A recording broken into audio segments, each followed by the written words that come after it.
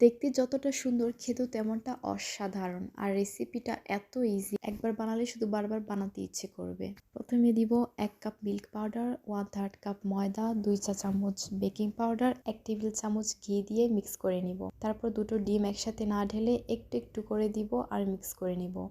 এটা কিন্তু অনেক স্টিকি থাকবে। মিক্সারটা কভার করে রাখবো 15 মিনিটের জন্য। আফটার 15 মিনিটস পর চেক করে দেখতে পারবেন যে কিছুটা ড্রাই হয়ে গিয়েছে। তখন হাতে একটু ঘি বা তেল লাগিয়ে ছোট ছোট বল বানিয়ে নিব, কারণ মিষ্টিগুলো ভাজার পর কিন্তু ফুলে ডাবল সাইজ হয়ে যাবে। শিরা বানানোর জন্য 6 কাপ পানি, 3 কাপ চিনি আর 3টা এলাচি দিয়ে 15 মিনিটের জন্য বয়ল করে নিব। তারপর একটা প্যানের মধ্যে অয়েল নিয়ে নিচ্ছি। তেলটা যখন কুসুম গরম হবে তখন মিষ্টিগুলো ফ্রাই করে নিব। অ্যারাউন্ড 10 মিনিটস লাগবে সবগুলো ফ্রাই হতে। কালারটা ব্রাউন হলেই মিষ্টিগুলো উঠিয়ে কুসুম গরম শিরায় দিয়ে টেম্পারেচারটা একদম হাই করে আর ঢাকনা দিয়ে ঢেকে দিয়ে 15 মিনিটের জন্য বয়ল করব।